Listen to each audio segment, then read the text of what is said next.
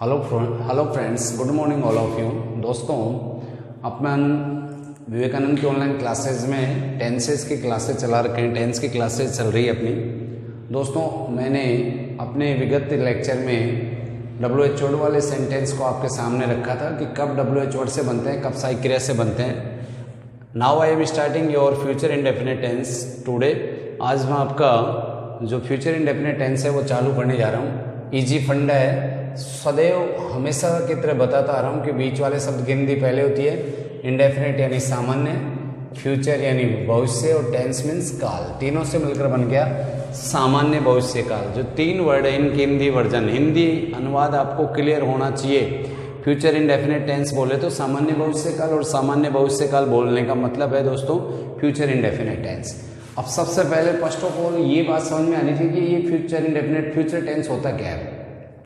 जब हम वर्तमान काल में रह के भविष्य के लिए सोचते हैं, भविष्य के लिए कोई कल्पना करते हैं, इमेजिन करते हैं या प्लान बनाते हैं, और अभी वर्तमान काल में उस आगे की योजना बनाना ही फ्यूचर टेंस है। दोस्तों, जब कोई कार्य, यहाँ मैंने दो लाइनों में इसकी डेफिनेशन डाली है, फर्स्ट और सेकंड लाइन में, जब कोई कार्य भविष्य में होने का बोध हो तो हम ऐसे वाक्य को फ्यूचर इंडेफिनिट टेंस में बनाते हैं। दोस्तों, इसकी पहचान सिंपल है। हिंदी वाक्यों के अंत में जनरली ओबियसली चार ही चीजें अपन हमेशा पढ़ते हैं: पहचान, सहायक क्रिया, मुख्य क्रिया और आपका सूत्र। Is that clear? अब दोस्तों, इसमें समझने की बात क्या है, हिंदी वाक्यों के अंत में जब भी कोई हिंदी सेंटेंस आपको दिया हुआ हो, अंग्रेजी में तो आ ही नहीं सकता गा गे गी, हिंदी वाक्यों के अंत में गा गे और गे में से कोई भी एक आए, वह कल स्कूल जाएगा, वह माता जी खाना पकाएगी, गी आ गया, वे कल यहाँ आएंगे, गे आ गया, तो तीनों में से कोई सा भी सेंटेंस हो सकता है। इसकी सहायक क्रिया सेल और विल है दोस्तों, पर इसमें एक वचन बहुवचन का सिस्टम नहीं है। फर्स्ट ऑफ ऑल तो आपको इसमें यह भी समझना पड़ेगा कि पूरे टेंस में सेल और विल तो चलेगी, अगले वाले टेंस में बी लग जाएगा, बस यहाँ पे सेल भी और विल भी, दो टुकड़ों वाली ज्वाइंट सहायक क्रिया हो जाएगी, और उससे अगले वाले में बी हट जाएगा, सेल है और विलय हो जाएगा, फिर सेल है विन और विलय विन लास्ट वाले में।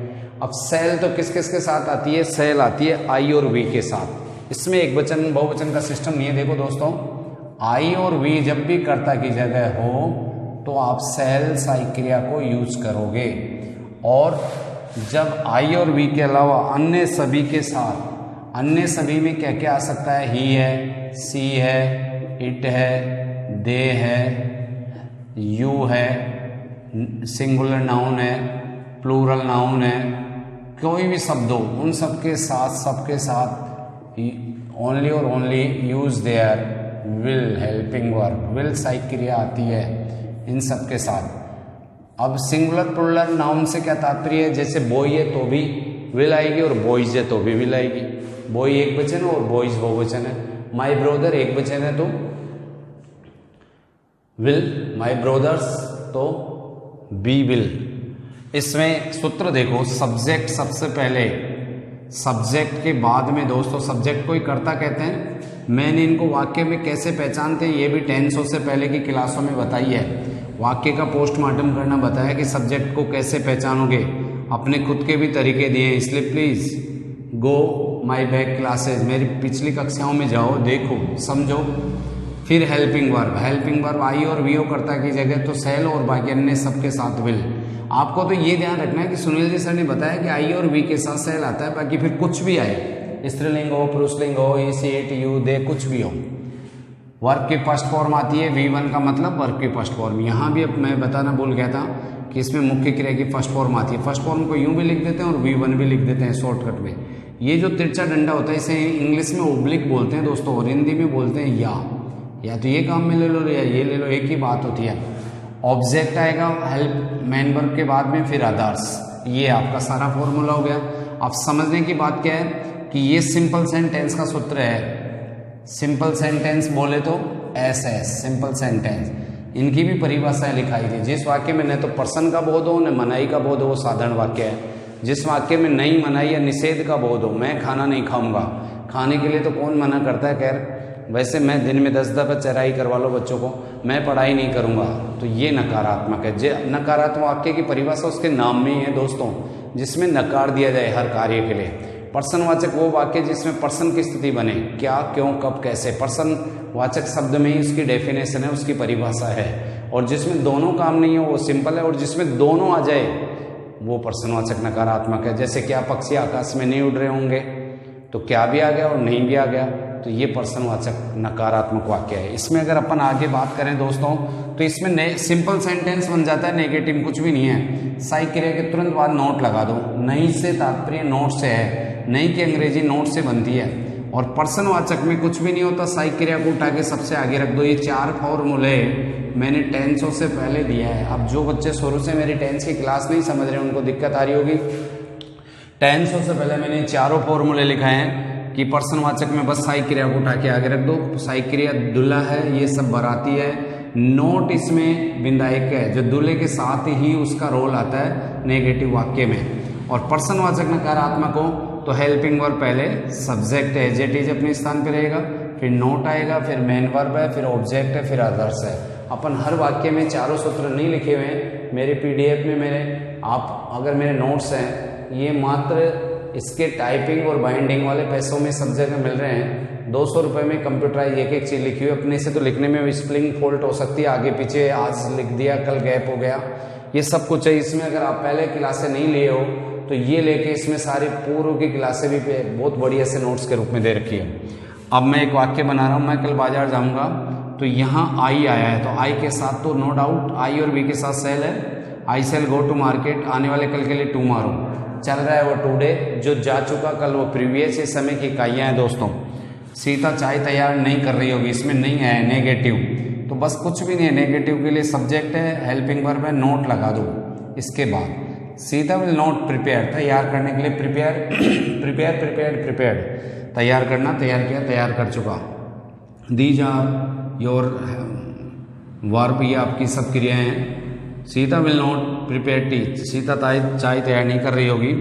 क्या अध्यापक, ये पर्सनवाचक वाक्य है क्योंकि क्वेश्चन मार्क्स लग रहा है दोनों में। क्या अध्यापक आज पढ़ाएगा? Will the teacher teach you, और टीच टुडे, टीच यानी पढ़ाना, टीच टेट टेट। क्या हम आज आम नहीं खाएंगे? ये इंट्रोगेटिव भी है और नेगेटिव भी है। ये पर्सनवाचक भी हो रहा है यहाँ पे, और मनाई आ रही है तो नकारात्मक भी है। तो इंट्रोगेटिव तो सहायक क्रिया को उठा के आगे रख दिया, जो सहायक क्रिया यहाँ आनी थी यहाँ आ गई। सेल वी नॉट ईट, और नोट लग गया तो नेगेटिव हो गया। ईट मैंगोज टुडे। अब इसके बाद देखो, मैंने दोस्तों पहले WHO वाले वाक्य कल ही आपको बताए हैं, तो इस क्लास में आप देखोगे कि मैंने कुछ ऐसे वाक्य डाले हैं जो इस टेंस में, वह कल यहाँ कब आएगा। देखो, जब पर्सनवाचक शब्द बीच में आए तो WH वर्ड से बनेगा। यहाँ शुरू में आ रहा था तो ये सहायक क्रिया से बन रहा था। अब इसमें कब के लिए वैन है। मेरे आपने नोट्सों में से PDF का कुछ पार्ट में भेजता हूँ, देखा होगा WH वर्ड को आपने उतारा होगा, अगर ध्यान से उतारा होगा तो कब के लिए समय में सब वैन से बनता है। कब या जब, वैन यानी इसका अर्थ होता है कब या समय। समय का बोध कराने के लिए इसी WH वर्ड को यूज करते हैं। इसके बाद सहायक क्रिया आएगी तो इसी टेंस की आएगी, क्योंकि इसी टेंस की पहचान यहाँ शो हो रही है। तो वैन विल फिर करता है एग्जैक्टली आ जाएगा, ऐसे कैसे, ही कम हियर टुमारो। बाकी तो सूत्र फिर यही काम कर जाएगा बस WH वर्ड के अलावा, और तो कोई चेंजेज है ही नहीं। तुम कल विद्यालय क्यों नहीं गए, क्यों बीच में आ रहा है तो पर्सनवाचक है, लेकिन ये WH वर्ड से बनेगा। तो क्यों के लिए वाई है, और फिर हेल्पिंग वर्ब, क्योंकि नहीं जाओगे, गे इसी टेंस की पहचान है, तो इसी की helping verb we use here only will and shall. तो विल आ गई, you not go to school tomorrow. तो देखो दोस्तों, बहुत ईजी है। WH वर्ड वाले एक दफ़ा फंडा समझ में आ जाए, बस ये बीच में आते हैं। तुम मोहन से अगले सप्ताह कहाँ के लिए बीच में क्वेश्चन मार्क्स आ रहा है, बीच में पर्सनवाचक शब्द आ रहा है, तो कहाँ के लिए शब्द होता है वेयर। वेयर मीन्स कहाँ या जहाँ। हमेशा जब भी स्थान सूचक वाक्य बनाना हो तो वेयर से ही बनेगा। वेयर के तुरंत बाद सहायक क्रिया आएगी, वो इसी टेंस की लेंगे क्योंकि इसी की पहचान आ रही है।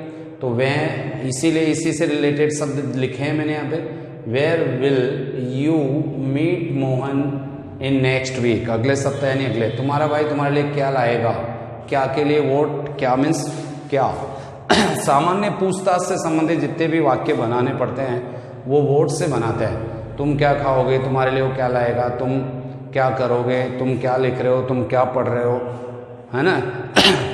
तो what will your brother bring for you. तो ये दोस्तों अपन ने कुछ टेंस के वाक्य दिए हैं और कुछ इसी में WH वाले दिए हैं, इसीलिए मैंने WH वाले वाक्य पढ़ाए हैं कि धीरे धीरे आप टेंसों के साथ, पिछले टेंसों के साथ भी इनका यूज कर सकते हो।